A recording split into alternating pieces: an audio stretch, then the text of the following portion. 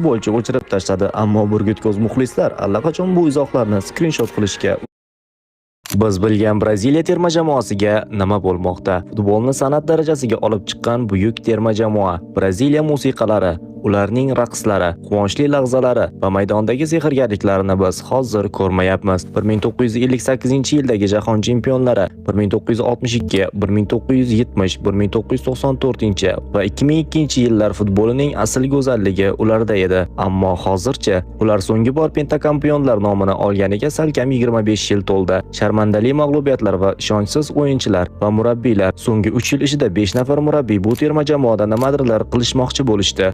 Hozirgi Braziliyaga yetishmaydigan eng asosiy narsa bu avvalgi mentalitetning yo'qolganligi. Endi Ronaldinho, Rivaldo yoki Ronaldolar yo'q. Bir paytlar bu nomlarni eshitgan har qanday jamoalarning oyoqlari titrar edi. Ammo hozirgi kunda kimdir chiroqni o'chirib qo'ygandek, jamoada ishonch va tarixni his etish tuyg'usi yo'qdek. Ammo asosiy savol shuki, Braziliya qayta oladimi? Albatta qayta oladi, ammo ular mas'uliyatni his qila olishlari zarur, chunki ularda Rafinha kabi sifatli futbolchilar bor. Rafinha, Rodrigo, Vinicius, Alisson, Gabriel, Marquinhos, Antony va Endrickdek umidli futbolchilar bor. Ammo qancha zo'r futbolchilar bo'lsa-da, ularning boshini qovushtiradigan murabbiy bo'lmasa, bu ahamiyatsiz. Ularni yetaklaydigan, yo'l ko'rsatadigan muhim figura ularga juda ham zarur. Siz nima deb o'ylaysiz?